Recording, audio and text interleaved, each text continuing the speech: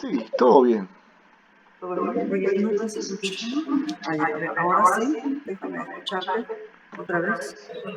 Ok, ok, todo bien. Está Ok, está entrando el bien. profesor Carlos Miguel Salazar de Roma. Ah, qué Bienvenido, bueno. Carlos. Te presento a Carmen Aide Matos de México. Hola. Hola, hola.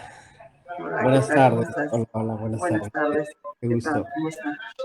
Bien, Hola, bien. hola, hola Martín. ¿Cómo está, profesor? Ahí, más o menos. Un distinguido profesor acá en Roma, de la catedrático de la Sapienza. Años que nos acompaña en diversas iniciativas, luchas. Y es un honor para mí tenerte acá, y también a ti, Carmen. Ah, Sobre igualmente. todo, sobre todo porque hay diferentes ideas, ¿no? Y eso es lo importante ahorita, canalizarlos todo, tratar de canalizar todo para poder hacer una agenda más compacta, más real y más actualizada, ¿no? Porque le va a servir mucho al nuevo gobierno de Pedro Castillo. Entonces, tenemos que nosotros de cualquier manera hacernos sentir y ser concretos también, ¿no? Le hemos titulado Sentimiento y Esperanza en el Bicentenario, precisamente porque se trata de eso, ¿no? Del Bicentenario, el sentimiento de un pueblo que se ha sentido herido por la discriminación, inclusive racial, ¿no? Nos hemos dado cuenta de esto y sabemos pues que hay una esperanza para el entero país, ¿no? De los que viven dentro y fuera de nuestras fronteras. Te paso la palabra, Carmen.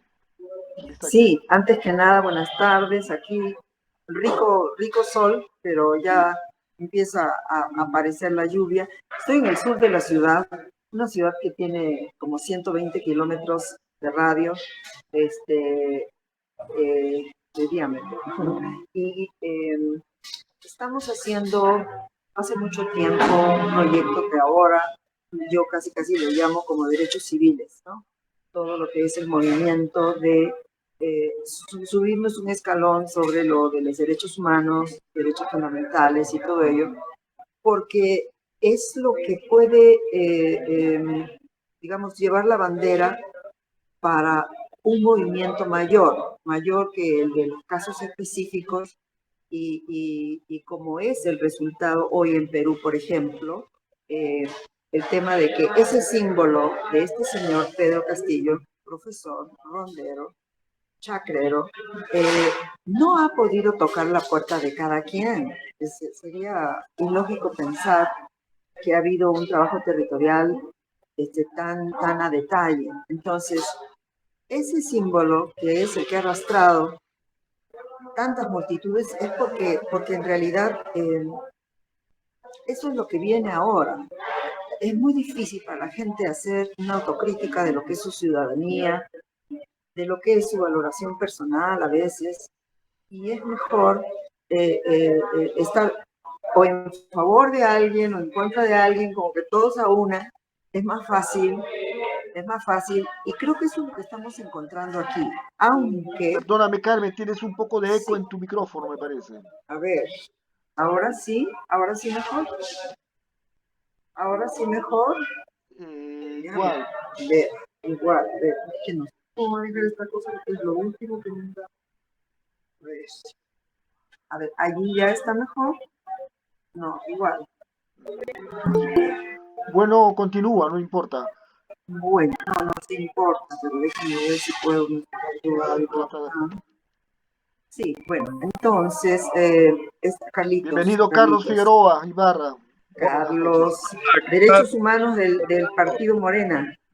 Ah, mexicano, Derech- bienvenido. Derechos Humanos del Partido Morena, un súper señor de la Muchas diáspora gracias. guatemalteca, un bellísimo señor que ha estado en la política mexicana en los últimos casi 20 años. Acá no vamos a decir edades, pero sí arraigos. Carlitos me marcó esta mañana y me dio mucha emoción todo lo que te puse a hablar. Estaba yo en un bus y la gente me quedaba mirando de lado porque decía, ¿qué está hablando esta mujer? Pues hablaba de eso, ¿no? De que para nosotros es muy importante hoy tratar de aclarar la gramática de cómo nos vamos a explicar lo que ha pasado, ¿no? Porque sí hemos convivido con un fascismo ideológico, digamos, simulado dentro del closet, y lo hemos hecho en todos lados, ¿no? En redes, en periódicos, en todo lado. Nada más que las verdades de Perú siempre son tan crudas, que es lo que explicaba yo a Carlitos. Somos como animales políticos, pero sin piel, ¿no? O sea, nos decimos las verdades cara a cara. Yo creo que somos un poquito más reactivos que los propios argentinos. Ellos son más orales, pero nosotros nos la guardamos un poco más reservados, somos una gran cantidad de gente de la serranía que ha bajado a la costa y la verdad no nos explicamos por qué hay tanta velocidad, tanta evolución en nuestras problemáticas, ¿no? Tan rápido se dan los cambios. Y yo creo que ya llegamos a tope. Y en ese sentido es que tenemos los sentimientos a flor de piel ahora. Es muy emocionante lo que estamos viviendo. Es muy interesante que por fin la realidad nos haya vencido, nos ha puesto a todos en el mismo piso. Puedo decir, digo, quería externarlo, parte de lo que siento en este momento. En México, cuando en México Morelos escribe sus sentimientos a la nación, realmente compendia el espíritu de lo que se ha encaminado con la independencia mexicana, el sentido de patria de México, ¿no? Y creo que es lo que tenemos que hablar nosotros, como que a calzón quitado, ¿no? ¿Cuáles son los reales sentimientos nuestros, ¿no? No es solamente el afecto a la tierra, a la sangre, sino también lo que nos ha conformado, lo que nos ha moldeado, que añoramos, lo que aprendemos, en fin. Entonces aquí en esta reunión vamos a estar algunas personas de distintos países, creo que ya están entrando. Cada quien podríamos hablar de las largas trayectorias que tenemos, pero el tema central ahora es cómo nos toca a cada quien, ¿no? ¿Cómo es tan fuerte que un tema político de nuestra patria sí nos une ahora enormemente, no por lo fácil que ha sido ir a votar, sino por lo que ha representado en esta ocasión, lo que representa. No sé si tú quieras explicar algo de cómo va México ahora, justamente, que después de 112 años, después de la Revolución Mexicana, es el primer gobierno de izquierda, y cómo siguen golpeando, cómo sigue golpeando la derecha, cómo es la política mexicana, cómo nos puede ilustrar eso de lo que viene. Ya estamos curados de espantos nosotros, porque es muy rápido todo lo que pasó en 30 años, pero tú podrás decir, porque eres también un agente externo a la vez.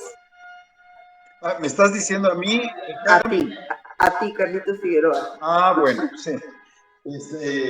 Bueno, en primer lugar, quisiera saber quiénes son los otros dos compañeros. Exactamente.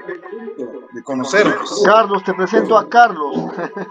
¿Cómo? Carlos, te presento a Carlos Miguel. Miguel, te presento a Carlos Figueroa.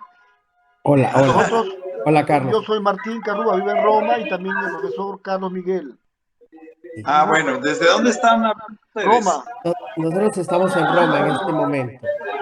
Pues son peruanos, exterior también. Bueno, Martín, yo no sé, un ruido ambiental de cargancito acá. Hay un ruido muy fuerte, hay un ruido que no puedo escuchar. A ver, déjame. ¿Sí? Había ponchado en esa cosa. ¿Ahora sí? Bueno, ahora sí.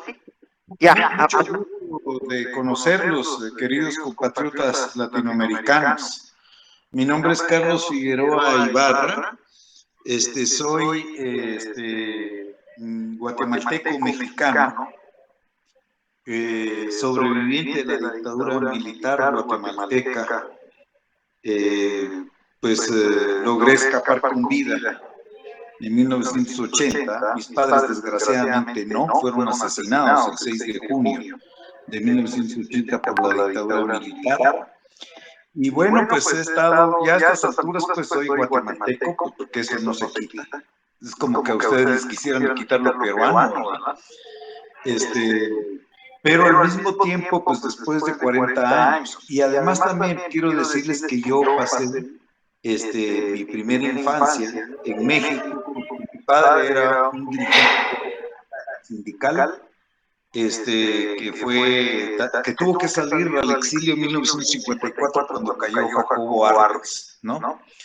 En 1980 yo me gané mi propio exilio y pues durante muchos años estuve yo muy metido en la resistencia clandestina contra la dictadura militar, en las filas del Partido del Trabajo y desde hace 17 años, en enero de 2004, yo empecé a militar, que una vez se quería movimiento de López Obrador. Bueno, hasta llegar al momento en el que en el 2015 pues me eligieron miembro del Comité Ejecutivo Nacional de Morena, de la Dirección Nacional de Morena. Ya estaré muy poco tiempo, ya en poco tiempo se termina nuestro mandato, pero pues desde el 2015 hasta ahora he sido secretario nacional de Derechos Humanos. Tengo una perspectiva siempre mixta, ¿verdad? Desde México, pero también desde Guatemala, porque vivo muy al tanto. Viajo 3 o 4 veces al año a Guatemala. Bueno, no, desde el año pasado no, por la pandemia, ¿no? Pero, quiero decirles que, soy de los pocos cuadros de Morena, para decir la verdad, que estamos muy atentos al devenir latinoamericano, ¿verdad? No es lo usual. La mayor parte de la gente de aquí, incluso el Comité viven muy metidos en el proceso mexicano. Solo tienen referencias especiales de lo que sucede en América Latina. Pero yo no, porque pues, por mi profesión soy sociólogo y me dedico a estudiar procesos políticos. Advierto que pese a lo que se estaba diciendo, de que había un fin de ciclo del progresismo en América Latina, y que ese fin de ciclo habría empezado con la derrota del kirchnerismo en 2015 en Argentina, y sucedido por lo que sucedió en Brasil, y luego otras derrotas, y luego el golpe de Estado en Bolivia, qué sé yo, pues lo que estamos viendo es que no es tan así. Estamos viendo el triunfo con el proceso constituyente, bueno, las luchas en Colombia, el triunfo y el regreso, que es un hecho extraordinario, el regreso en un año de la revolución bolivariana, de la revolución plurinacional y democrática en Bolivia después del golpe de Estado, y ahora este hecho, que les confieso, a mí me dejó sorprendido. El 11 de abril fue la primera vuelta, ¿verdad? Sí, el 11 de abril. Ese 11 de abril ocurrieron dos hechos. Uno verdaderamente asiago, que fue la derrota inesperada en el Ecuador y el triunfo de Pedro Castillo en el Perú. Los dos hechos fueron inesperados, porque en Ecuador se pensaba que se iba a ganar, y no me esperaba yo un resultado como de casi 19% de los votos del Partido Libre y de Pedro Castillo en Perú. Y este 6 de junio ocurrieron dos hechos también inesperados. No, estos no inesperados. dos hechos que son verdaderamente afortunados. En primer lugar, el triunfo que tuvimos nosotros en México con Morena y sus aliados en el proceso electoral mexicano, pues derrotamos ampliamente. Luego, pues el triunfo a cuentagotas de lo que sucedió. Y entonces, estos dos hechos a mí me parece que son pues, verdaderamente importantes y que vienen a darle una esperanza muy grande a América Latina. En el caso nuestro, caso mexicano, les puedo decir lo siguiente. Nosotros ganamos, tenemos ahorita 281 caños, sobre 500 en la Cámara de Diputados, con lo cual la continuidad a la cuarta transformación, a la 4T.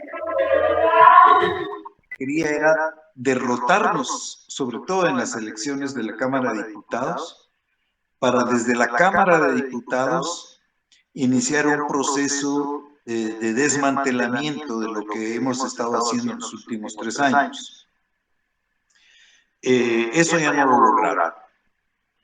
Estamos como a 52 escaños de obtener una mayoría calificada, o sea, las 2/3 partes de la Cámara de Diputados, con la cual esa mayoría ya tendríamos la posibilidad de seguir aprobando reformas constitucionales que ya se han estado haciendo. Bueno, estamos ahora un poco más lejos de los diputados, pero según dice pues el propio Manuel, que es Carmencita, tu audio, Carmen. para hacer reformas constitucionales y profundizando el Apaga tu audio, Carmen. Mientras sí, por favor, es muy molesto. Ya, gracias. Entonces, pero bueno, además de tener la mayoría absoluta en la Cámara de Diputados, obtuvimos el triunfo en 11 de las 15 gubernaturas que estaban en juego en este proceso electoral el 6 de junio. No sé. Obtuvimos. No se escucha nada prácticamente. Carmen, tendría que apagar tu audio. No sé qué hacer. No, espérate, te lo apago yo y después cuando vas a intervenir, tú lo enciendes. ¿Ok? Ok. Ahora.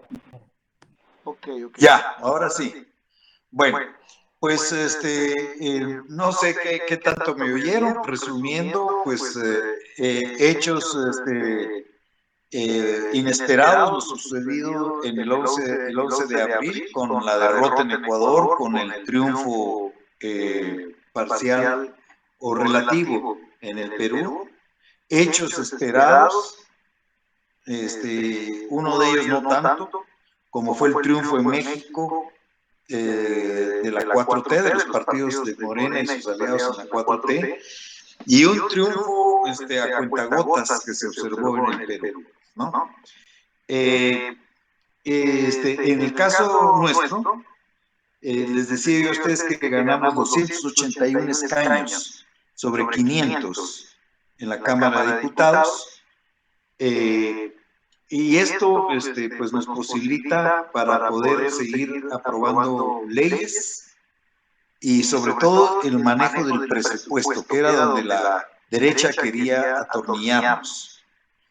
La derecha quería ganar la mayoría en estas elecciones intermedias para frenar las transformaciones y aprovechar este triunfo para crear un clima psicológico para el año entrante, del referéndum que se va a hacer para el referéndum, digamos, revocatorio o confirmatorio de Andrés Manuel, derrotarnos en ese referéndum e iniciar el camino del golpe de Estado blando contra Andrés Manuel. Esta primera fase del plan ya no la lograron, los derrotamos, ¿verdad? Y estamos a 52 votos de la mayoría calificada que necesitamos para continuar haciendo reformas constitucionales. Y en las reformas constitucionales, que todavía falta hacer algunas, ya el presidente ya las marcó el día de ayer, me parece, sí, ayer. Tienen que ver con pues, la consolidación del sector energético, hidroeléctrico, una reforma electoral, un proceso de reforma judicial, en fin, varias reformas que se están queriendo hacer para ir Ok, Carlos, profundizando el pero Ecuador. hazme entender una cosita. En México prácticamente la mayoría está en el Parlamento, en el Congreso, es AMLO. Sí, En el eso le Perú estaba sucede diciendo. una cosa diferente. Pedro Castillo, aunque sí tiene el mayor número de votos, pero si tú juntas todos los votos de la oposición es minoría. Solamente tiene Sí, a 37. eso iba, estoy perfectamente enterado de eso, ¿no? Para Sí, nosotros es un bueno, problema y solo no voy a sabemos terminar lo cómo. de México y luego les voy a dar mi perspectiva de Perú, ¿no? Y con eso termino. Bueno, además de este triunfo, que estamos en posibilidades de obtener mayoría calificada, 2/3 de la Cámara de Diputados, en México es un sistema bicameral, Senado y Cámara de Diputados. En en el Senado tenemos también mayoría absoluta, ¿no? Y son 6 años. Los diputados cada 3 años la votación, y ahorita refrendamos esa mayoría y pues estamos en posibilidades de tener la mayoría calificada con alianzas. Ganamos 11 de 15 gubernaturas en juego y hay posibilidades de hacer una alianza con otra más, son 12, y teníamos ya 6. O sea, tenemos en este momento 18 gubernaturas de 32 en el país. Y tenemos mayoría en 18 congresos locales, porque aquí en México hay congresos estaduales. O sea, estamos en una posición muy buena para poder profundizar. Esta es mi preocupación, que es la que les quería compartir en relación al Perú. Esta mañana le decía yo a Carmen que mi gran preocupación es, en primer lugar, Pedro Castillo ganó con 44,000 votos de diferencia, ¿no? Tiene 37 escaños, su partido más 5 de Juntos por el Perú son 42. Y a reserva de que ustedes me enmienden la plana, pero lo que he podido yo contar de todos los demás partidos unidos, los encabezados por Fuerza Popular del Fujimorismo, los demás partidos de derecha que se aliaron al Fujimorismo en esta segunda vuelta, suman 75 escaños. Posiblemente menos 3 que es de Guzmán, de Julio Guzmán, que se ha acercado a Pedro Castillo, pero son 3. Bueno, serían 45 contra 72, más qué pasa con el resto de los 130. Entonces, esto es lo que veo yo como algo que podría ser muy, muy dificultoso para Pedro Castillo. Si nosotros con esta mayoría que teníamos y con esta mayoría que tenemos enfrentamos acciones en contra desde el Poder Judicial, ¿no? Ya no digamos desde el poder mediático y desde el poder del capital, pues yo la situación, no quiero ser pesimista, pero sí quiero tener el pesimismo de la inteligencia del que hablaba Gramsci, para pensar que la situación pues, va a ser complicada para el próximo gobierno. Y es muy probable que se junten algunos escaños más, ojalá que así sea, pero probablemente es una fuerza muy exigua para el plan, el proyecto de Perú Libre, que es un proyecto, yo diría, pues de un progresismo más radical que el que se ha observado en otros países.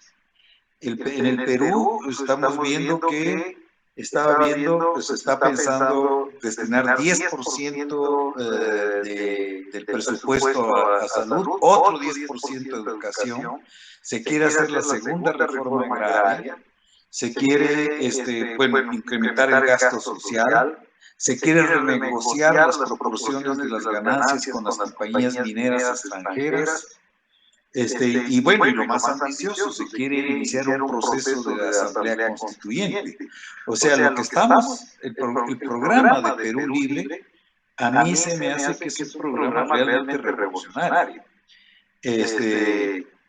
muy progresista. Yo diría que incluso probablemente sí está a la izquierda de lo que está la 4T en México, ¿no? Es un programa más ambicioso que el que nosotros tenemos en México.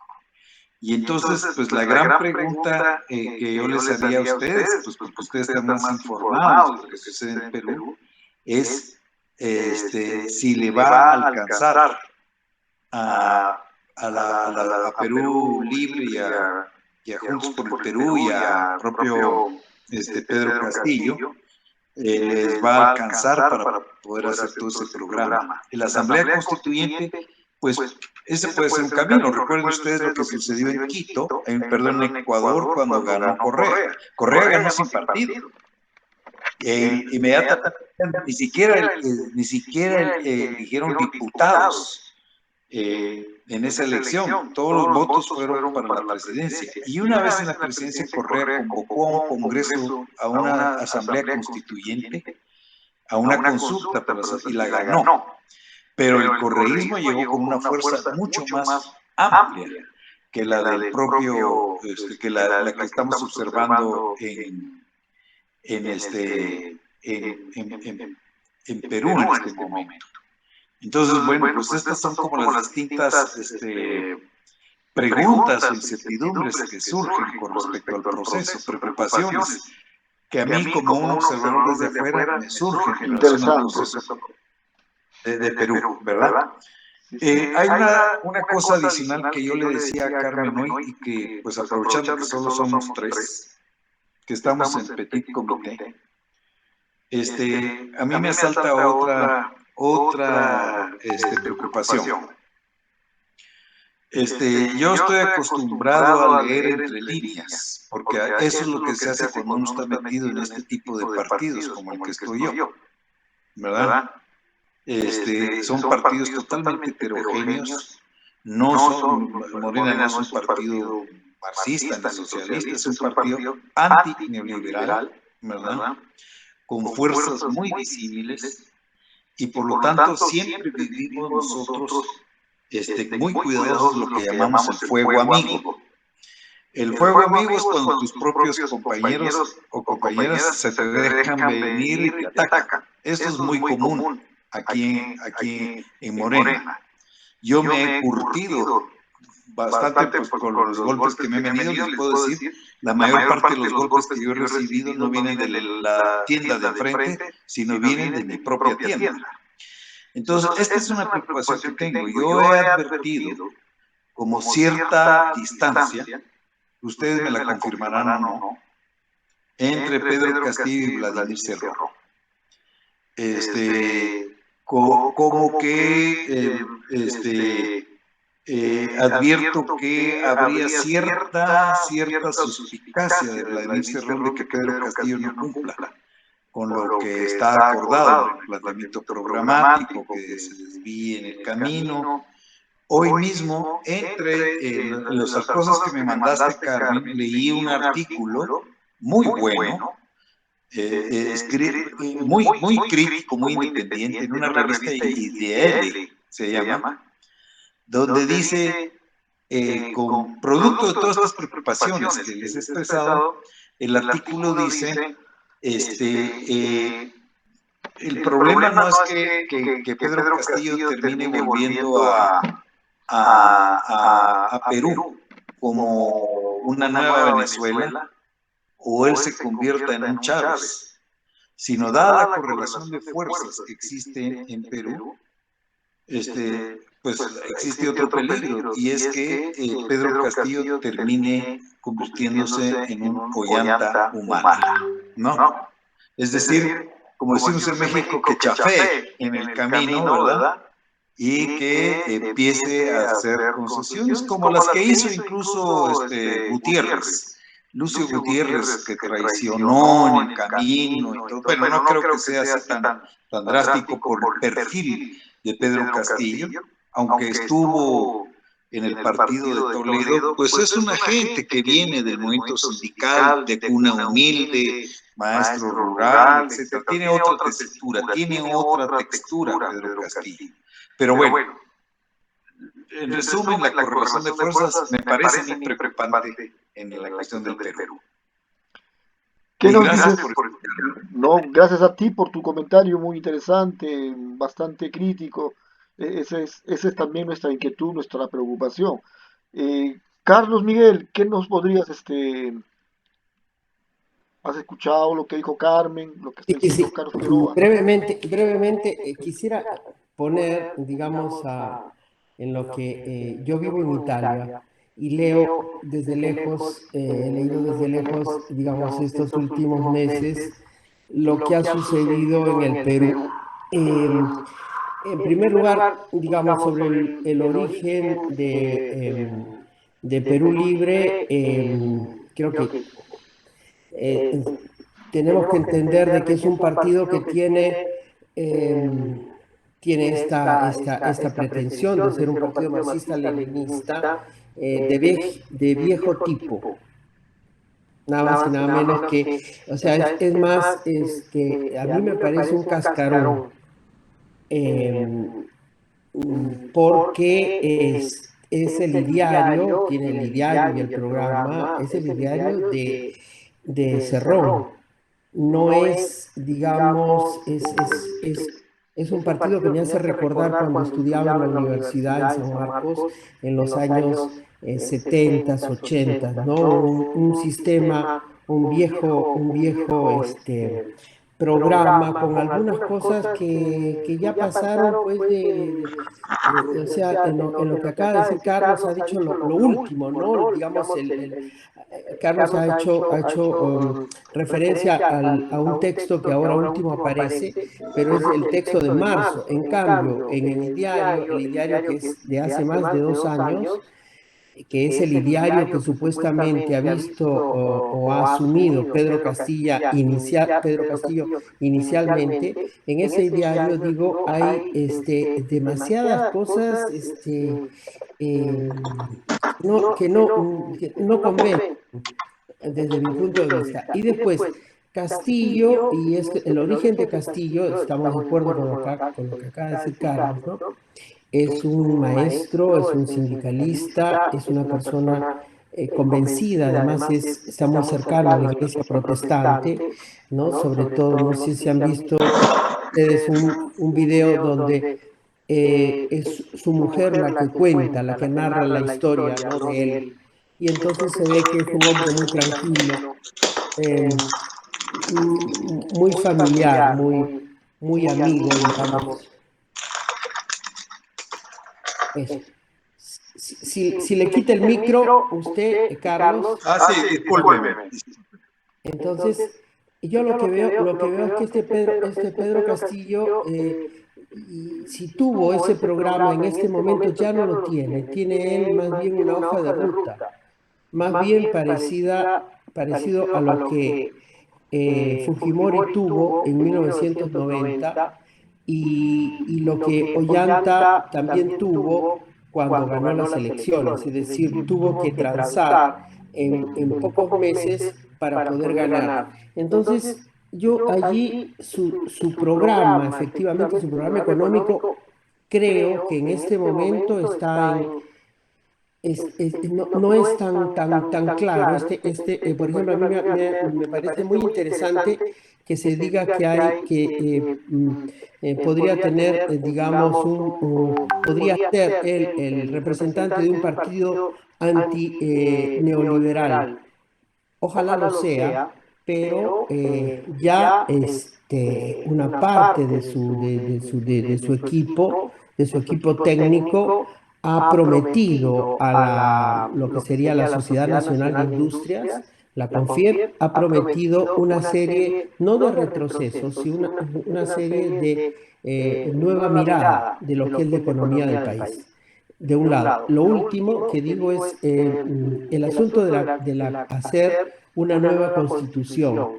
Ese es el ideal de la izquierda, ¿no? Es un ideal que convence o ha convencido en el caso de Ecuador y de Bolivia. En el caso del Perú, no tiene en manos de Pedro Castillo, no tiene esa solidez, esa programática, ¿no? Él aspira prácticamente como si fuese una cosa que repite, pero no tiene una estrategia clara sobre este asunto. Entonces, de un lado, la debilidad económica por los cambios que hay de esa hoja de ruta, de otro lado, la incapacidad, como decía Carlos y decía Martín antes, la incapacidad de poder hacer un programa, bueno, que respete la Constitución en este momento, pero que permita que en pocos meses podamos tener una nueva Constitución. Nada más.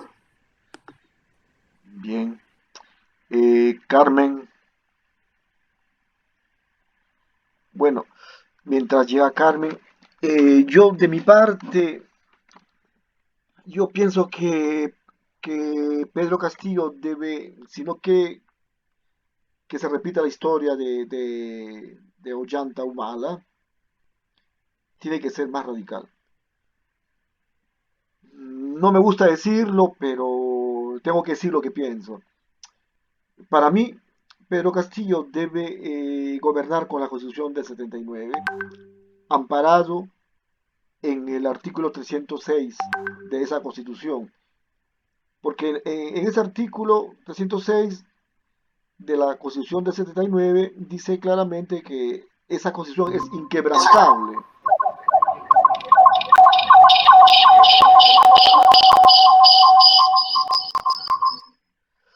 Dice que esa Constitución es inquebrantable. Carmen, tu audio está malísimo.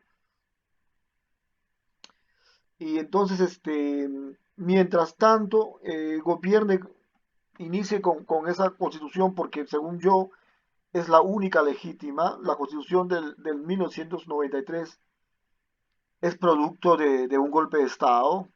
Es una constitución entreguista, contraria a los intereses del pueblo peruano, inclusive de los intereses económicos del país, porque da todo a las transnacionales, garantiza los contratos, con contratos que se han hecho inclusive a cuarto cerrado, que no se sabe por cuántos años todavía van a seguir vigentes, pero el Estado los garantiza y eso es un acuerdo, un contrato es un acto jurídico que la ley los ampara también.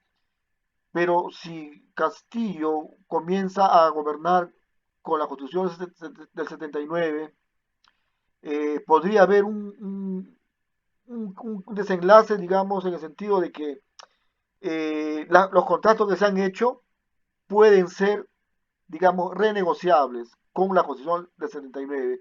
O sea, se les pone entre la espada y la pared y se aplica eso para que los contratos que existen, que es lo que daña al país y lo que se lleva, porque Castillo dice, ¿no?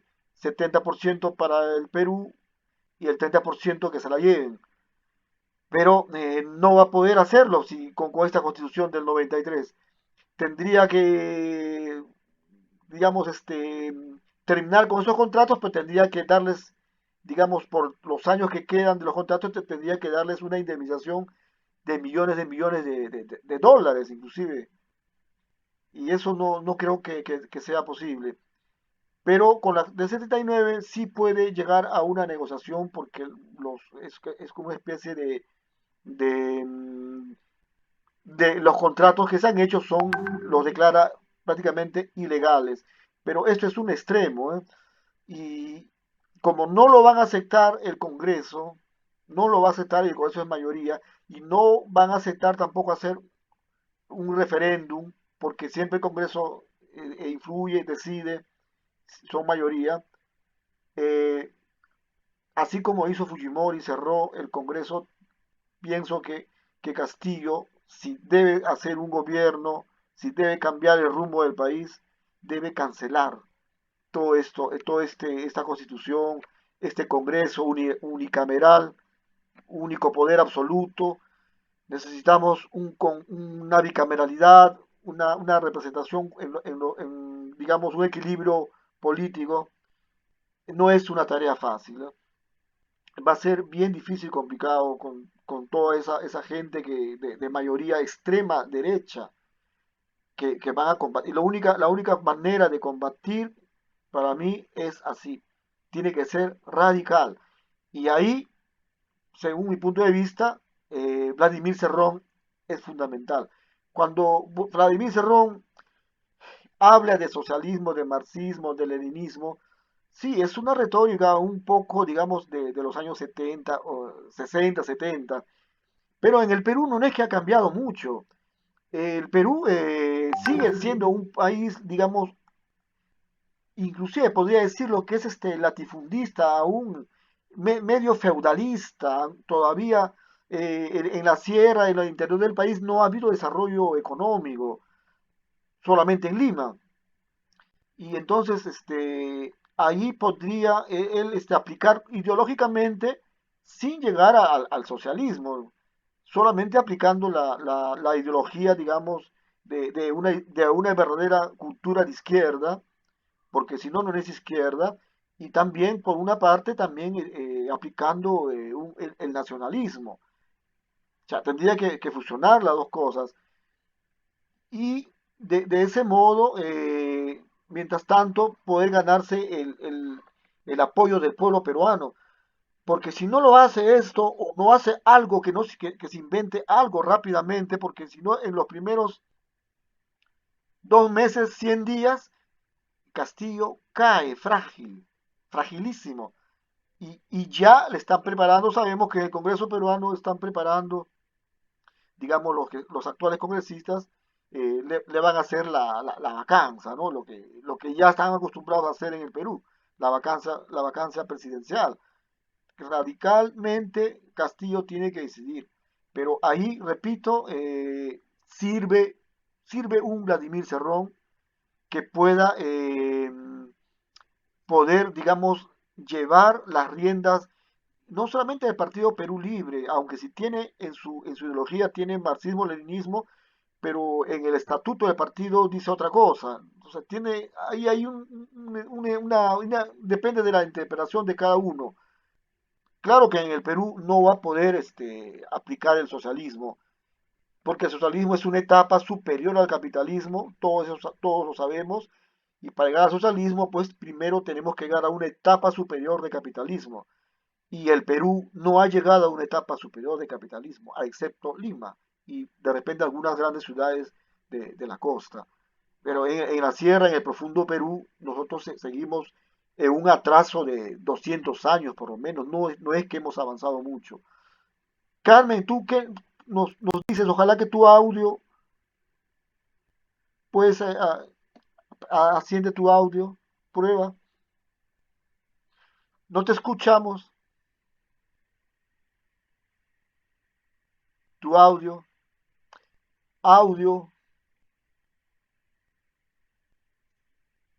Yo creo que, Martín, tú le habías quitado el A ver, audio. yo pruebo no, yo no puedo prenderlo, lo tiene que hacer ella. Veamos, porque tienes dos. Te han salido dos. Tienes que encender tú, activa tú el audio, Carmen, porque yo no lo puedo hacer.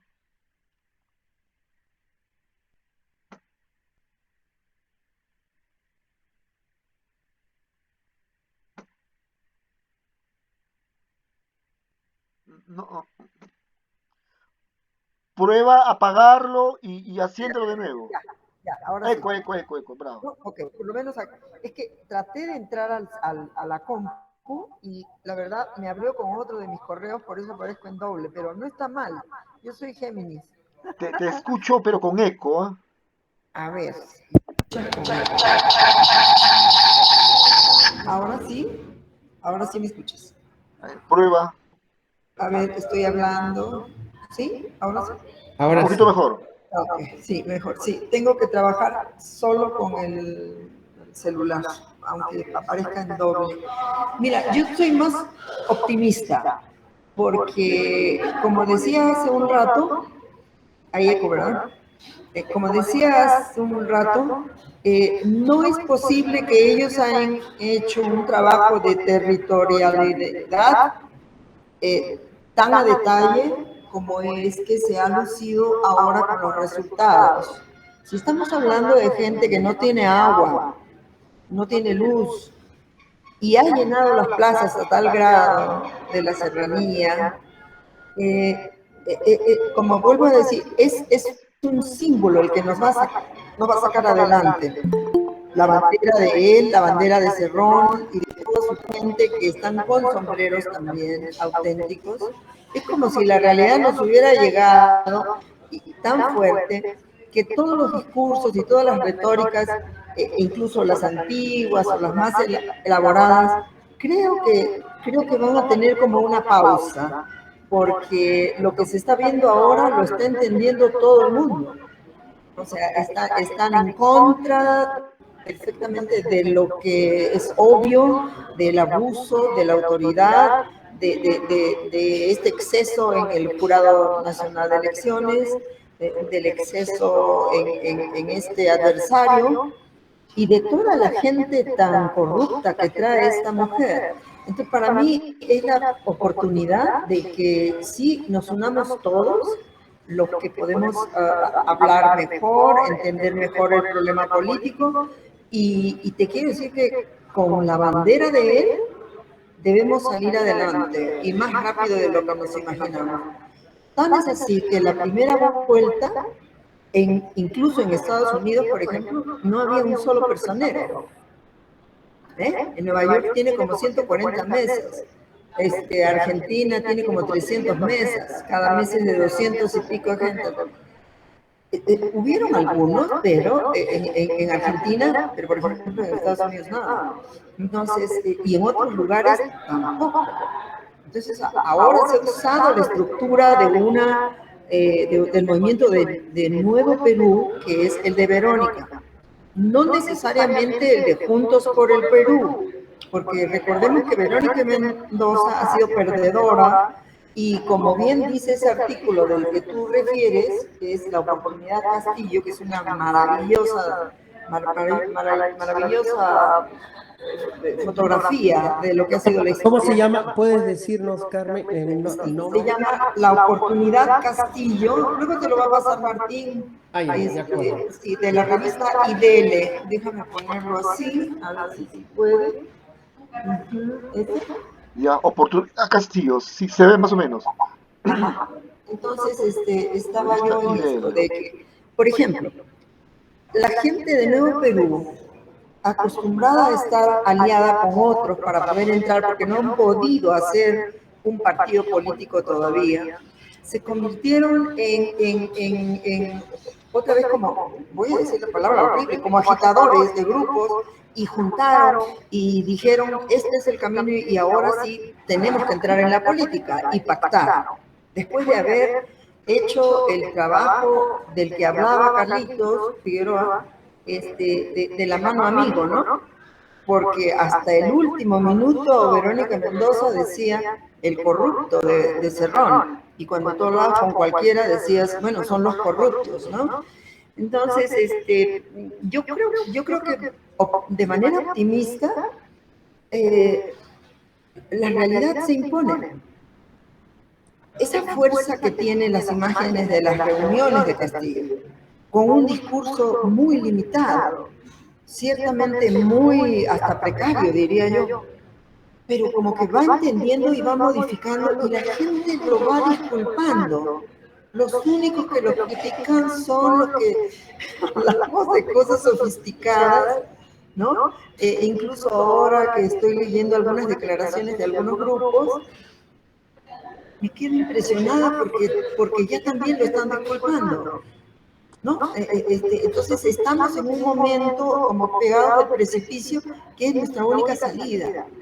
Y ha sido tan violenta, tan rápida, que se asemeja, como yo decía, a que vivimos, estamos acostumbrados a una realidad, a una vida cruda, donde tú pasas por una avenida un día y al mes siguiente encuentras otros comercios, porque la fuerza del narcotráfico presente ha hecho cambiar las fachadas y caminas 3 cuadras más atrás y está todo que parece la posguerra.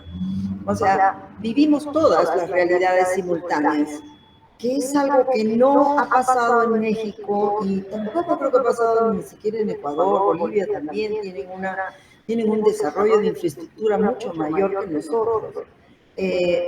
Yo creo que hemos sido pues, bastante bien engañados, bastante bien adormecidos, y hoy no, hoy estamos despertando porque nos hemos caído de la cama, ¿no? Y pienso que todos tenemos cómo ganar cerca de él. No hay otra salida. Entonces, para mí, Vladimir Cerrón, muy de acuerdo con Martín, es la fortaleza, es la columna para no equivocarse. Y no importa que haya dicho frente a él, bueno, tu discurso estaba muy bueno, pero podría haber estado mejor. Digo, esos son detalles de lo que es la ironía peruana, que la tenemos no para leer entre líneas, esas cosas ya están pasadas de moda ya, somos muy recios, somos muy duros, somos muy nerviosos, somos un poquito incómodos, y las únicas formas de convivencia ha sido a veces la simulación, porque en nuestra propia familia tenemos al lavador del dinero, tenemos al corrupto, tenemos al que no está preparado, al que tiene un negocio muy precario, y marcamos las líneas bien y cómo avanzamos y a dónde llegamos. Y eso es a donde hemos llegado, donde tiene que haber un líder que nos explique lo que ha pasado. Y con la gran facilidad, todos decimos, aquí, allá, Castillo ganará. Me gusta tu optimismo, Carmencita. Sí. Vale la pena ser optimista, ¿no? Pero si analizamos bien el cuadro, nosotros como corriente Hay todos los crítica, peligros. nosotros queremos sacar el lado, digamos, la parte negativa de todo, ¿no? Y el Congreso es uno de esas cosas, ¿no? Sí, totalmente. Igualmente, pero México también, por ejemplo, tiene los mismos peligros ahora, digo, no tanto, porque pues Andrés Manuel es un tipazo que ha salido después de 30 años de lidiar en esto, y Castillo pues es un menor de edad a su lado. Pero tenemos ya estos ejemplos en la región. Entonces yo creo que no estamos tan solos en este camino de aprender, de caernos, levantarnos, no más que allá nos caemos y nos levantamos más rápido, ¿no? Porque ha sido toda una sorpresa ahora en la segunda ronda, cómo se han peleado la gente para ser personeros. Han habido grupos, tú lo sabes, Martín, no solamente en Italia, en Estados Unidos, en Argentina, incluso hoy día hay como las guerritas adentro que tienen que ya caer, ¿no? O sea, esas van a caer, porque en todos los proyectos que nosotros caminamos, en realidad sabemos que los caminos van en dos pistas siempre, ¿no? De parte de la sociedad, en la lucha detrás de los congresistas y en la lucha detrás del propio ejecutivo, ¿no? Porque ahora la limpieza del Poder Judicial pues, es una tarea pendiente, ¿no? Que la hemos dejado allí, que tiene su camino, y que yo creo que está direccionada para la limpia.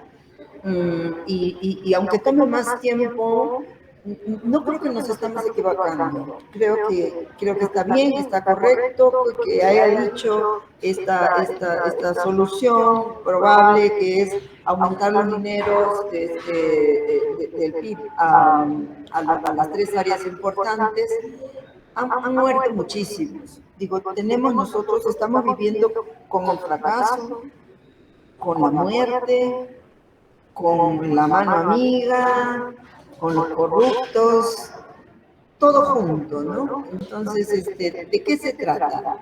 De una resistencia moral, de eso se trata, al final de cuentas. Porque los que dictan y los que están arriba, es más fácil de que se caigan si los de abajo decimos en la calle, no pasará.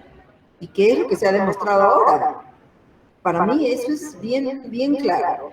O sea, podemos estar haciendo la política de arriba para abajo, pero hoy se ha demostrado que no funciona al cabo del tiempo, de 30 años. Entonces, por eso soy optimista, pero además porque creo que Vladimir Cerrón es uno de los tipazos más interesantes en la política de la región. Y que si él tuvo que discurrir y poner esta retórica que parece la de hace 20 años, bueno, ¿con quiénes estaba tratando, por favor? ¿No? O sea, ¿a quiénes se dirigía? ¿Ustedes han visto la gente que los acompaña? Okay, todos son gente que son de la provincia, que han hecho su gran lucha, que han resistido, han probado de todo. Entonces, que se nos están presentando en la sala de la casa, está bien, tenemos que aprender nosotros. Esa es la parte que nos hace falta. Y por eso decía yo, qué importante es hacer entre nuestras cosas, en nuestras tareas, en nuestras agendas, hacer esta cosa que se llama la corriente crítica.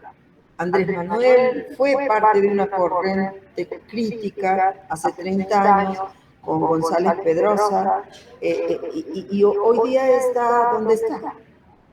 Y aún sigue teniendo los mismos problemas que diría yo de la política doméstica, ¿no? De las políticas del partido. Y no me pregunten a mí cómo funciona el Partido Perú Libre. En muchos casos es una decepción, pero porque estamos sobre la marcha.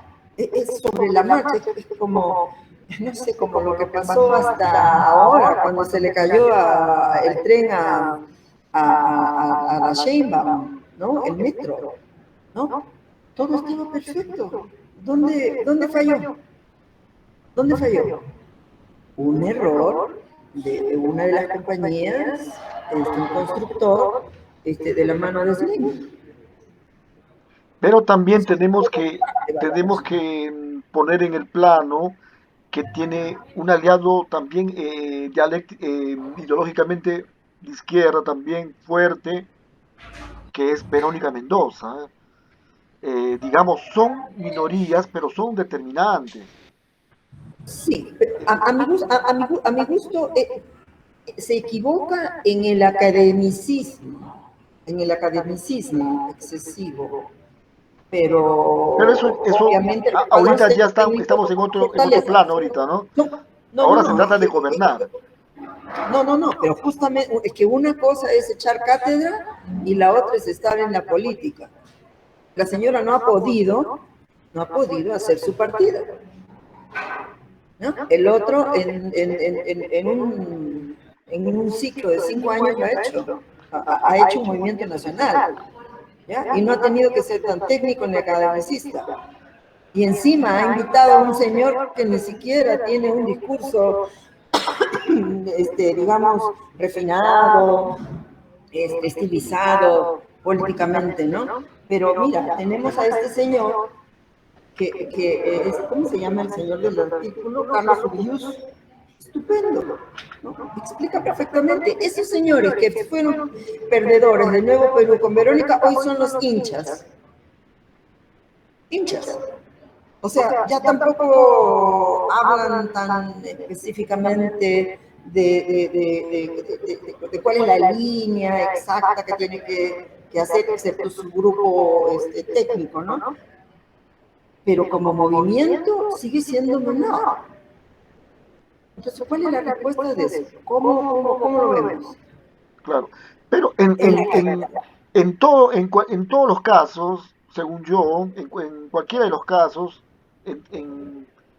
para hacer el gobierno, yo pienso, ¿cómo van a gobernar con una constitución del 93 ellos que son de izquierda?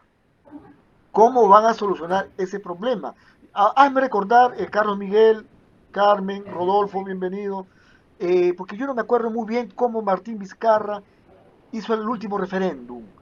Si Castillo puede, como semipresidencialista que es, él lo puede decretar solo el referéndum o tiene que pasar al Congreso.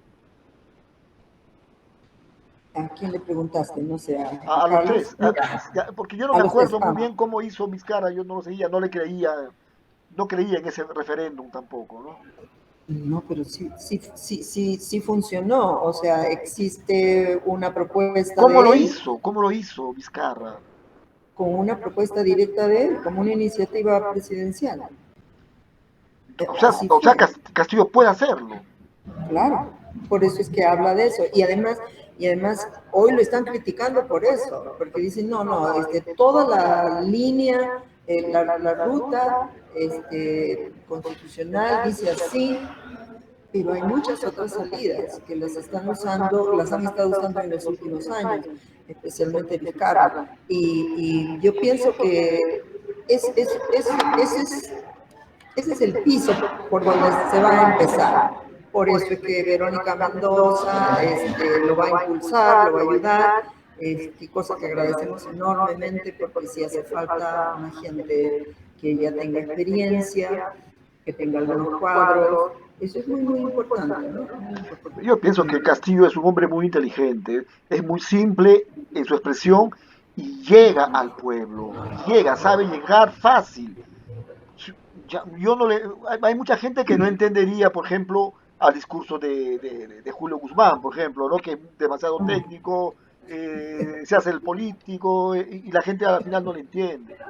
Pero a Pedro Castillo se le entiende porque es simple, sencillo y en su discurso del balconazo que ha hecho anoche ha hablado de los peruanos en el exterior. Y este es un tema que yo quería entrar también, ¿no? Y Sí, sí. menos mal, porque ahora Bueno, ha hablado de Pisco. Cuando estuvo en Pisco, como 15 días antes de entrar a Lima, o qué será, una semana, algo así, mayo, él dijo, tenemos que devolver la ciudadanía a los peruanos en el exterior. Vamos por devolverle la ciudadanía. Entonces él está asumiendo, en su entendimiento, y que lo produce al público en una masa enorme de gente, lo que está diciendo es que no somos ciudadanos, o estamos como segundos, que es lo que hemos nosotros planteado todo el tiempo, ¿no?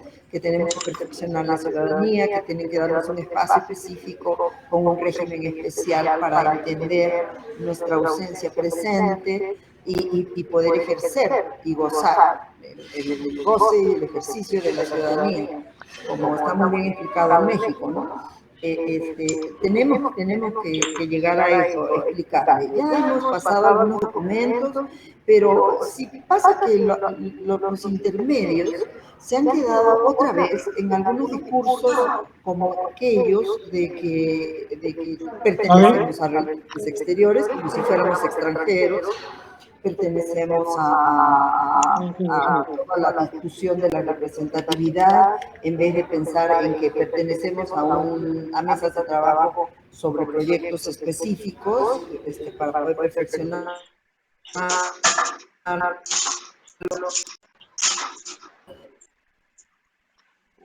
Tienes problemas con internet, Carmen. O sea, camino, Cuenta. porque incluso, a ver, ahora sí, Sí, sí. ahora sí. Okay, es que miro la pantalla grande y tengo que mirar al celular. Ok. Entonces, el paradigma migratorio tiene que cambiarse, porque lo que tenemos hoy es una industria migratoria. Somos el 10% afuera y no tenemos ciudadanía, tenemos y tenemos intermediarios.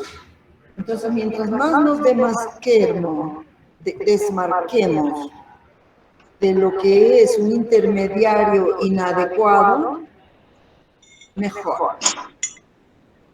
O sea, deberíamos crecer en nuestra digamos, ciudadana, en nuestra autonomía, en nuestra autodeterminación, para poder decirle al Estado e intervenir en el Estado, diciendo, necesitamos un espacio igualitario en la ciudadanía como el resto. El resto no necesita ningún cónsul para gestionar, administrar, llevar adelante las elecciones. Ahora se demostró increíblemente que toda la Cancillería es fujimorista. Ocuparon las mesas con sus voluntarios, entre comillas, todos fujimoristas.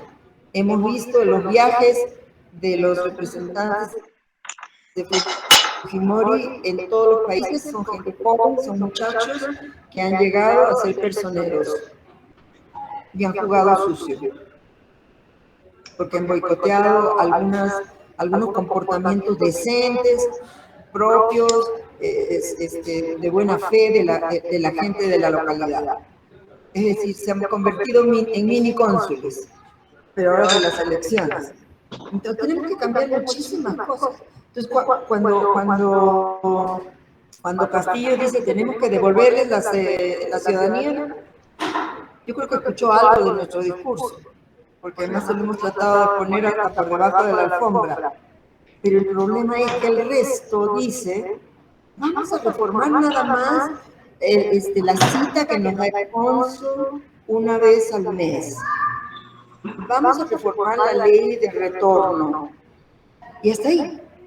Entonces, la visión va a cambiar cuando podamos estar en los espacios adecuados para decirles, y seguir diciéndolo, porque lo hemos dicho mucho tiempo, cuán equívocos están. Y además que las diásporas todas son muy parecidas, no tenemos mucha diferencia con una u otra, y tenemos que cambiar, por eso digo yo, migrar el paradigma migratorio. Es increíble, tenemos que hacer eso, ¿no? Bueno, sobre todo en esta etapa del internacionalismo, ¿no? Y hablas de cambiamientos profundos. De la descentralidad, Claro. del descentralismo. Pero ese es un derecho administrativo, digamos, internacional, derecho de gobernanza, y se entiende solo si tú hablas de la desconcentración.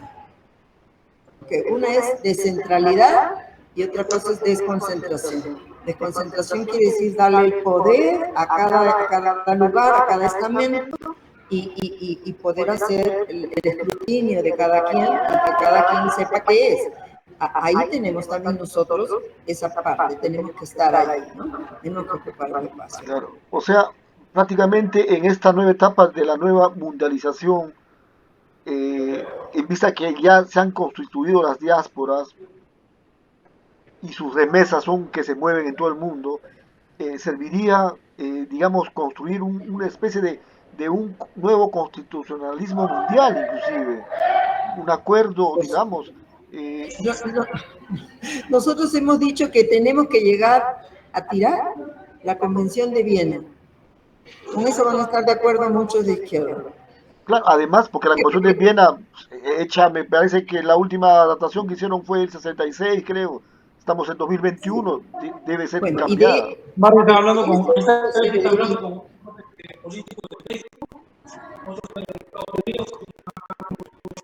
Rodolfo, ¿quieres intervenir? Dígame. Chao, Martín. ¿Qué tal, amigo mío? ¿Cómo estás? Gracias por la invitación. ¿Te me escuchas? Sí, te escuchamos. Sí. Ok, muy interesante lo que estaban conversando. Disculpa que llego un poco tarde. Sí, hay tantas cosas. En primer lugar, estoy muy contento, aunque todavía no se ha declarado, ¿no?, por el Jurado Nacional de Elecciones, pero era obvio que el profesor Castillo había ganado, ¿no? Lo que pasa es que hay que siempre hay que estar atentos, porque estas demoras, hay que entender que ahorita en este momento hay demasiada presión sobre la gente de la OMPE, el solo hecho de que haya una tan pequeña diferencia que no se puede creer, porque no podemos comparar, no se puede, ellos quieren hacer creer que prácticamente que la población de Lima se equipara casi a la población de todo el país, ¿no? Y lo cual no es así. A pesar de que somos un país, todo es un gobierno centralista, ¿no? Pero acabo de escuchar hace algunos días que mientras que todo el mundo está atento a los reportes de la OMPE, entre gallos y medianoche se han estado haciendo cambios en el Congreso para poder blindar y cambiar la misma constitución con la cual ellos nos han estado gobernando en los últimos 30 años, han estado haciendo cambios para que el presidente Castillo no pueda hacer lo que hizo Vizcarra. Es decir, si él presenta una ley una, dos o tres veces y si el Congreso dice no, no y no, en la constitución de 93 Fujimorista se permite que el presidente pueda vacar al Congreso y están haciendo, han hecho, ya dice que han hecho, esto habría que confirmarlo, los cambios necesarios para que atarlo de manos y él no pueda hacer este cambio.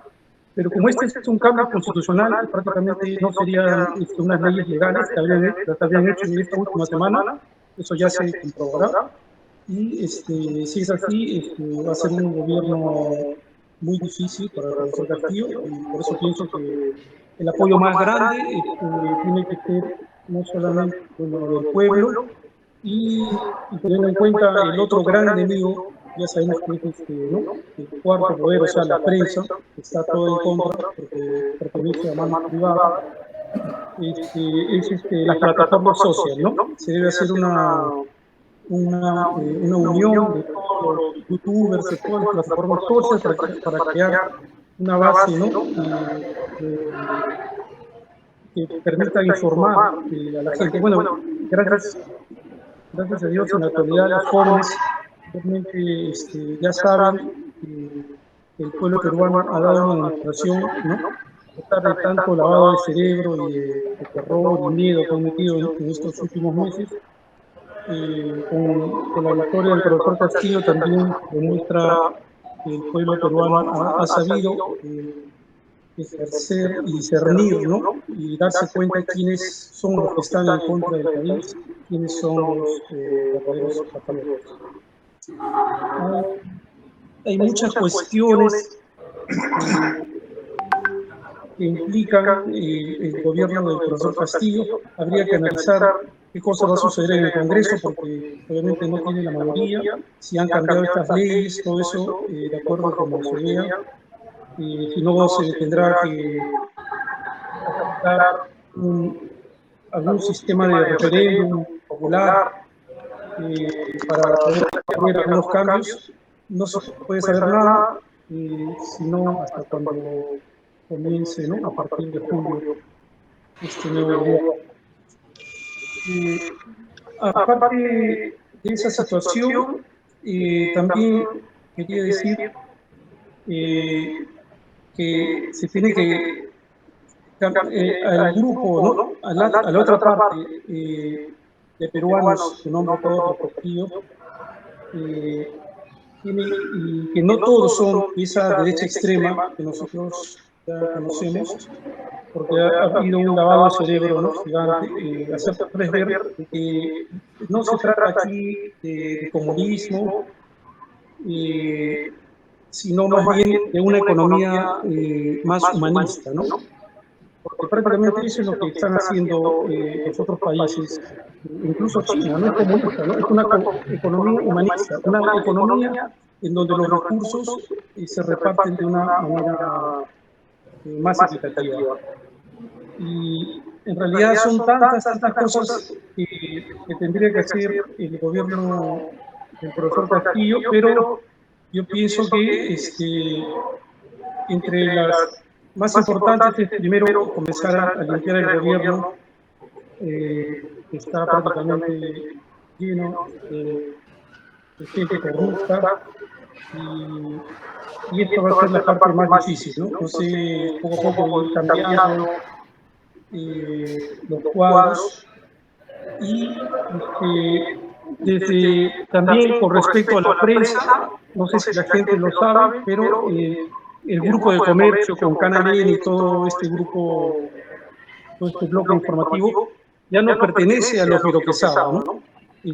Pertenece a un grupo privado chileno y que tengamos algo con los chilenos, pero sabemos cómo piensan los chilenos con respecto a nosotros, ¿no? Una vez un amigo chileno me dijo que a los chilenos les ha enseñado en el colegio a odiarnos desde pequeños, ¿no? Lo cual nunca, que yo sepa, ha ocurrido en el Perú. No me gran parte de chilenos, porque hay una parte, un sector bien revolucionario, muy izquierda, y son solidarios con nosotros. Eso es verdad, especialmente ahora que han ganado las elecciones, a la izquierda, incluso la que era llegada a Allende, están regresando nuevamente al poder. Eso es verdad. Así es. Y, bueno, aparte de eso, decían que ya existía la muerte civil, pero aparte de la muerte civil se deberán poner leyes muy duras para toda la gente que delinque y todos aquellos que se dedican a saquear, a robar el Estado. Hay partes muy críticas, por ejemplo, he sabido sobre los contratos ley, en los cuales la Constitución fujimorista incluso han agregado condicionantes donde al gobierno o al Congreso no le permiten saber cómo han sido negociados estos contratos, o sea, son contratos secretos. No sé si algún día se llegarán, se tienen que abrir esos contratos y por qué si son secretos ya se mencionaron ustedes que son secretos, porque esa es la base, ¿no?, del saqueo que están haciendo al país en estos últimos 30 años. Hay cosas bellísimas como por ejemplo ha hecho el presidente... Perdón, quisiera decir una cosa. Yo me voy a tener que retirar, ¿ya? Porque aquí son ya las 11:15 y tengo mañana que trabajar. Ya, Carlitos, muchas gracias. Perfecto. Buenas noches, yo lo voy a escuchar. Gracias. Muchas gracias. Buenas noches. Sí, hablaba esto de los contratos ley y que son de las cosas que serán más difíciles de cambiar. Me imagino que tal vez se va a tener que, no hay apoyo del Congreso, la gente tendrá que salir a las calles a apoyar con referendos a Castillo. Vamos a ver cómo viene esa parte, ¿no? Y pienso que también será muy importante retomar el discurso que hizo hace algunos años Rafael Correa de la deuda externa ecológica, ¿no? Porque así como estas empresas han llegado a nuestro país y han modificado la naturaleza, la han arruinado, obviamente, después de haberse llevado todo y lo siguen haciendo, dejan pueblos y regiones enteras destruidas, siendo ellos mismos los que ahora hablan de ecología y cambio climático. ¿No? Es inaudito que ellos mismos no reconozcan el daño que se hace a enteras regiones, ¿no? No solamente acá en el Perú, sino en toda Sudamérica, bueno, en todo el mundo, ¿no? Y pienso que ese discurso, ahora que ellos tanto hablan de cambio climático, de ecología, de cuidar, ¿no?, la naturaleza, es el mejor momento, ¿no?, para traer abajo su hipocresía, para saber qué cosas responden cuando se les hable de la deuda externa ecológica y así poder hacer frente la deuda externa de los países, ¿no? Porque así como ellos prácticamente nos cobran la deuda externa, también debería existir una deuda externa ecológica, que era lo que propuso Castillo hace unos 7 años atrás. Y bueno, estas es entre algunas cosas que quería comentar con ustedes. No, bravísimo, Rodolfo. Bueno, pero para eso, con la Constitución actual, no se puede, porque la Constitución, me parece que en el artículo 66 dice claramente que el gobierno promueve los recursos naturales, la defensa del ambiente, pero no los garantiza. Pero en cambio, un artículo, me parece en 62, dice el Estado garantiza los contratos con los particulares. O sea, todo lo contrario. Por eso digo, ¿no? Tiene que cambiar esta Constitución, no hay otra. De uno eso o de otro. todas maneras. Sí. De todas Quisiera yo, maneras, sí. perdón, Sí, quisiera hacer Carlos. una intervención dejo que Rodolfo termine. Yo me tengo también que retirar porque quisiera decir algo.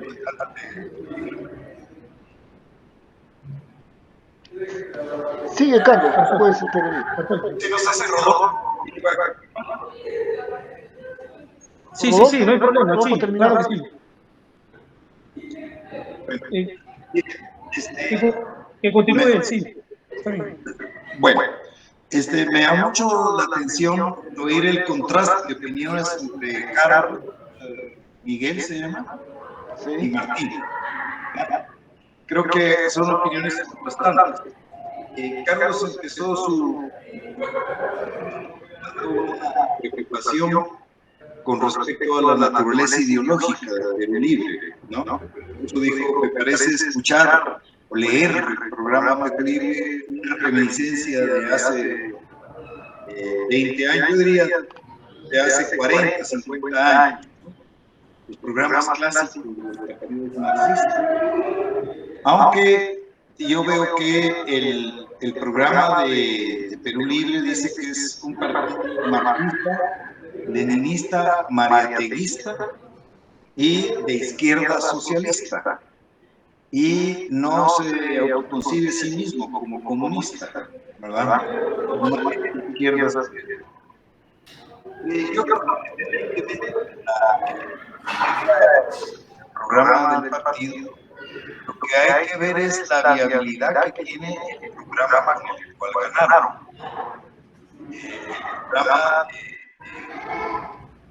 Programa Carlos, tu audio no se escucha bien. ¿No se escucha bien? Ahora sí, un poquito mejor. Permítame. Sí, ok. ¿Cómo se escucha ahorita? Bien. Bien. Bueno, yo pienso que independientemente de la tesitura ideológica del partido, me parece que el programa que yo he estado viendo por internet y que ha estado pregonando, que he escuchado en entrevistas o en declaraciones de Pedro Castillo, es un programa más que socialista, que no lo es, pues tendría una tendencia posneoliberal, que es para donde alcanza, donde nos alcanza en América Latina hoy, dada la correlación de fuerzas a nivel mundial. Ayer en la noche, en ese discurso del balcón que ustedes dicen, él dijo que, bueno, reiteró ese contenido programático, que no era chavista, era comunista. Tu audio. No, está entrecortada la señal. Sí. Me voy a acercar al Oye, perdón, te interrumpo un segundo, Sí. Carlitos. Martín, ¿estás checando quiénes están pidiendo entrar? Porque hay como 4 que me están avisando. No, acá no entran, no me pide entrar. Ah, ok, bueno. Ya. Bueno, entonces, sí, les decía yo que el programa es más bien de un progresismo posneoliberal, tal vez radical, pero esto es lo que yo he estado percibiendo, salvo la mejor opinión de ustedes. Lo que sí me queda muy claro a partir de lo que ustedes están diciendo es que con esta constitución, ese programa es imposible. Por lo tanto, un paso fundamental tendría que ser cambiar la Constitución. Yo pienso que probablemente sería, ustedes me dirán, sería más viable cumplir con la promesa de campaña de el proceso constituyente que volver a la Constitución del 79, porque eso no lo ha planteado, no lo planteó en la campaña hasta donde yo sé, ¿no? Exacto. Y plantear una cosa de esas, lo único que provocaría sería un golpe de Estado. Porque además la correlación de fuerzas es muy desfavorable. Creo que probablemente la única manera de cambiar esa correlación de fuerzas sería iniciar ese proceso constituyente. A lo mejor ese 18% más, no sé cuánto sacó puntos Perú, ¿no? A lo mejor eso se puede convertir en un fenómeno parecido a lo que sucedió en Chile. Porque en Chile lo que estamos viviendo ahora sí es efectivamente una situación revolucionaria en el sentido clásico leninista de la palabra, ¿verdad? Es decir, es aquella situación en la que de arriba ya no pueden seguir gobernando como venían gobernando antes, y los de abajo ya no se dejan gobernar como se gobernaban antes. Lo que hay que evaluar es si en el Perú se observa una situación de esta naturaleza. Lo que sí veo yo es que hay una condición de hartazgo muy grande. Tengo entendido que la pobreza es un 10% del 19, ahorita en un tercio. Pues eso es el país más castigado de América en términos de muertos por la pandemia, ¿no? Y además hay un desgaste de las instituciones muy fuertes como consecuencia de los escándalos. Es el país, después de El Salvador, creo yo, es el país con más pacientes encarcelados o sometidos a juicio. Y es un país en el que del 16 para ahorita, para el 21, han habido 5 presidentes, lo cual revela una enorme inestabilidad política producto de esa crisis de legitimidad que tiene el gobierno. Probablemente tengamos una ventaja para hacer un proceso constituyente, que yo creo que es la única manera que el programa de Castillo puede transitar. Así unas cosas, no sé, pero ustedes mencionaron un término que pues, la cansa. ¿Eso qué quiere decir? ¿Hacerle al presidente amarrarle las manos? ¿O qué? Votarlo de la presidencia, en palabras pobres. Sacarlo. Pues golpe de Estado. ¿Okay? No, es un proceso. Es un proceso constitucional donde como aquí en México. Sí. ¿Cómo se llama aquí en México? Se me fue. Desafuero Desafuero. Eso es todo, sí. Bueno, a nivel ejecutivo. En América Latina ahorita, el arma favorita de la derecha es el lawfare. Sí. Es decir, la guerra. Y eso es muy probable que con cualquier cosa se le puedan aplicar a Pedro Castillo. Ya lo vimos con Dilma Rousseff, con Lula, con todos, ¿verdad? Con Rafael Correa y todo, y con ese tipo de procesos. Pues en suma, yo advierto que el proceso constituyente sería la única manera en que se podría radicalizar el proceso, en el sentido de crear una vía que no seguiría rompiendo la legalidad, pero una vía para poder salir adelante. Yo no sé, esto es fundamental. Si el presidente puede tocar un proceso constituyente o necesita que el Congreso lo haga, yo creo que ustedes lo sabrán mejor. Porque, y si es cierto, creí entender, Rodolfo, que también algo había leído de que el Congreso está tratando de aprobar apresuradamente leyes que le amarran las manos a y probablemente las cosas que podrían amarrar las manos es pedirle que él sea el que convoque un proceso constituyente que tenga el Congreso. Si es así, ya se Bueno, por eso decía, están cuidando sus cosas, sus intereses, claro. sus terrenos, ¿no? Sus predios, sus intereses, para volver a, por ejemplo, ellos a estar en otro cargo, abrir la otra cámara y entonces acceder a esa posibilidad. Aunque porque hay el riesgo de que si hace una asamblea constituyente se pierda, porque hemos visto cómo está la situación. Es por eso probable. Digo, ¿no? Yo opino, y vuelvo a repetir, y no me gusta decirlo, soy contrario porque me gusta la democracia y todo, pero en este caso, para mí Castillo debe ser radical. Cerrar ese Congreso al límite, que yo no encuentro otra salida, porque en ambos casos el riesgo de golpe de Estado existe, en todos los casos diría yo. Sí, bueno, cierra el Congreso y las Fuerzas Armadas probablemente lo voten. No está dicho, ¿ah? Hay un sector de las Fuerzas Armadas que de repente le puedan apoyar, también depende de él qué es lo que hace, cómo se mueve cuando llega al gobierno, si cambia a los generales, si pone a gente, bueno, ahí hay que hacer un estudio, un planteamiento, pero es riesgoso, sí, es un riesgo. Pero acá se tiene que arriesgar, se tiene que llegar a un objetivo, porque democráticamente, además que no hay democracia, además que esta constitución no es producto de la democracia, es producto de un golpe de Estado, una dictadura, es entreguista, es traicionera, es traición a la patria. Entonces, hay elementos ideológicos, políticos y, digamos, de intereses del país en cambiar esta constitución. Sería bello que se haga de una asamblea constituyente y que el pueblo vaya a votar a favor. Sería bellísimo, pero yo tengo mis dudas. Este pueblo peruano es muy extraño. Y por eso decía al principio, ¿no? Depende de sus primeros 40, 50, 60 días, cómo se comporta Castillo si se gana la afectuosidad del pueblo, ¿no? Y una de esas cosas es el COVID, por ejemplo, ¿no? Entonces, ¿para qué preparar el terreno para que después pueda presentar la Asamblea Constituyente y la gente vaya a votar positivamente?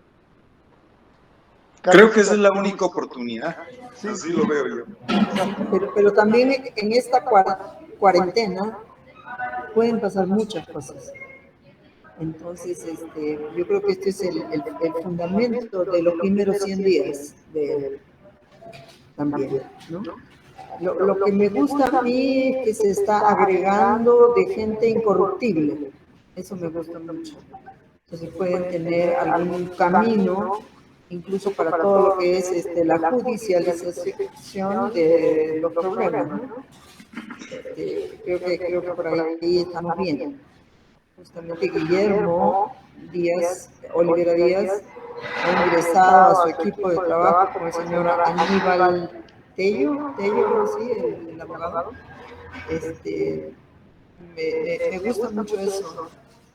Y por supuesto estamos hablando del otro, ¿cómo se llama? El señor que estuvo al frente contra Fujimori, el otro abogado.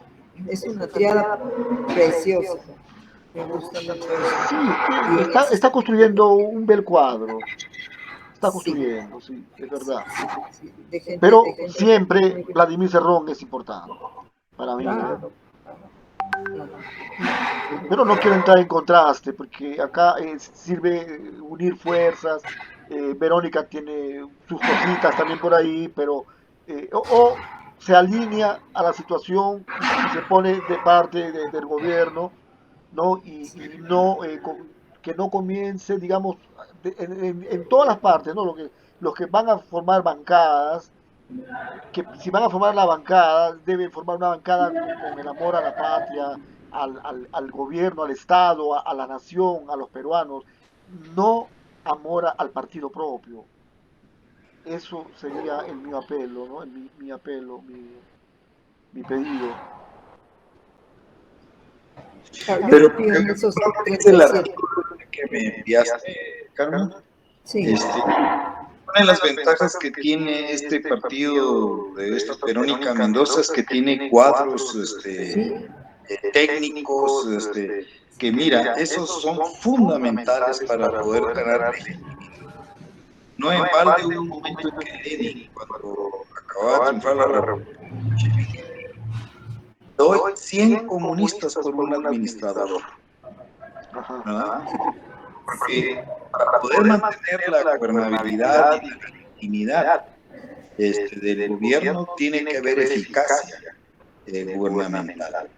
Entonces, bueno, si esto que leí en ese artículo que me enviaste, Carmencita, es cierto, es estratégico todo ese grupo de intelectuales y gente que pudiera ayudar a hacer, porque un gobierno, lo veo yo por la experiencia que tengo en México, un gobierno no se hace con ideólogos solamente, necesitan cuadros técnicos, tecnócratas.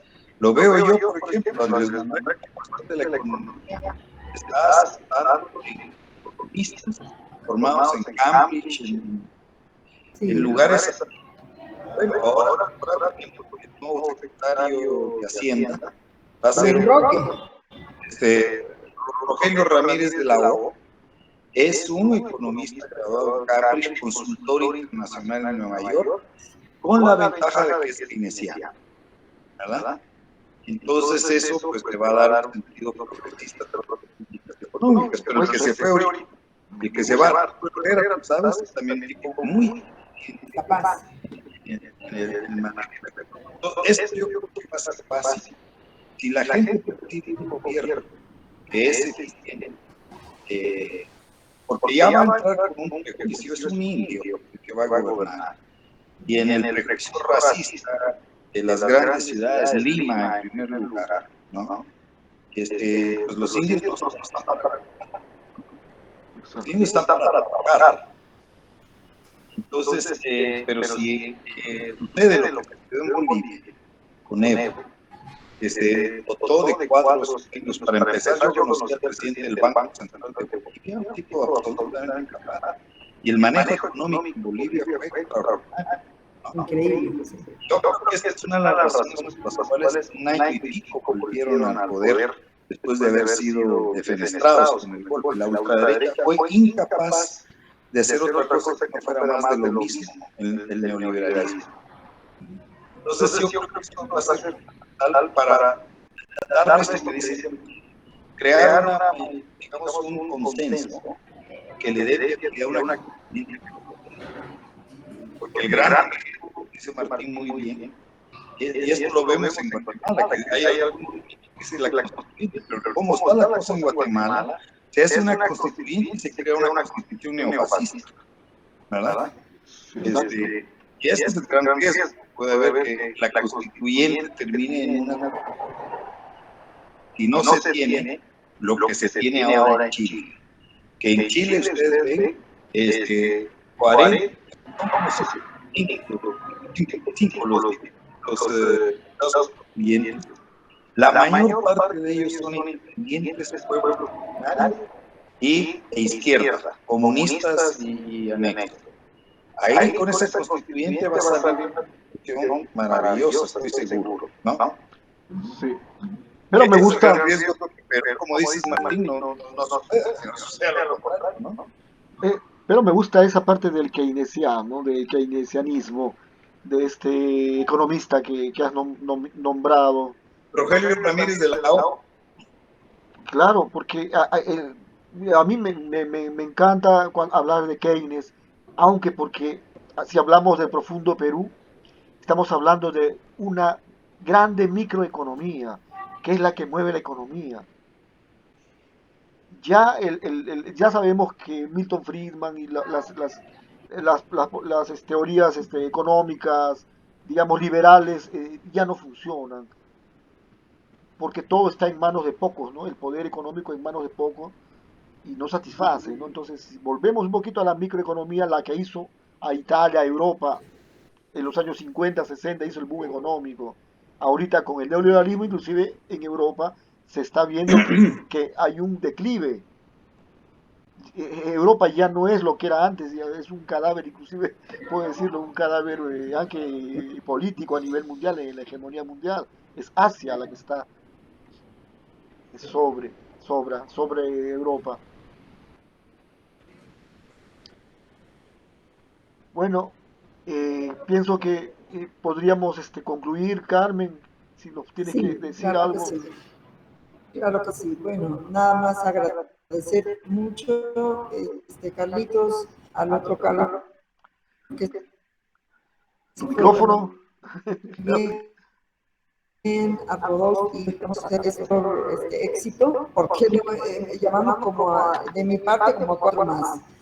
No sé por qué no han entrado, está raro, pero en cualquier otro momento. Las cosas al ritmo de cómo va Perú, es una salsa completa. Yo creo que vamos a tocarla nuevamente la próxima semana. Debe haber algo nuevo. Sí, ok. Confirmando perfectamente antes, ¿no? Muchísimas gracias, Carlitos. Gracias a usted. Gracias, Carlos. Gracias, Rodolfo. Muchas gracias a ustedes, Martín, a todos ustedes por sus opiniones y siempre por el apoyo, ¿no? Que viene desde México, creo, ¿no? Sí, Gracias. sí, sí. Venga, sí, sí. Carmen y Saludos Carlos desde son de México y el Muchísimas gracias. profesor Carlos Miguel es de Roma, como nosotros. Pero me gusta esto. Ok. Yo he soñado siempre en esta Latinoamérica unida como única. Para mí, yo la llamo América Nación. No es que sea nacionalista. Soy nacionalista en el sentido de que amo a la mía patria grande como la conocemos, ¿no? Pero sin despreciar a las otras naciones, obviamente. Pero necesitamos, en este momento, como en los fines del 1800, de 1900, era necesario que se constituyeran las naciones, el nacionalismo era importante. Creo que ahorita estamos nuevamente en esta etapa. Necesitamos esto, la Latinoamérica unida como nación, me parece. Sí. Así es, así es. Así es. Gracias, Carlitos. Nos vemos. Mucho gusto saludarlos. Buenas Todos. tardes, Adiós. buenas noches, buenas noches. Y Gracias viva el por Perú. Bueno, Adelante, Pedro Castillo y los peruanos del exterior. Adelante. Aquí y allá, Pedro Castillo ganará. Qué bello, bellísimo. Chao, chao, chao, chao a todos. Buenas noches. chao, Chao. buenas noches, Gracias. buenas noches. Gracias de nuevo. Gracias, Martín, como siempre. Gracias a ti, Carmen. Chao, chao, chao.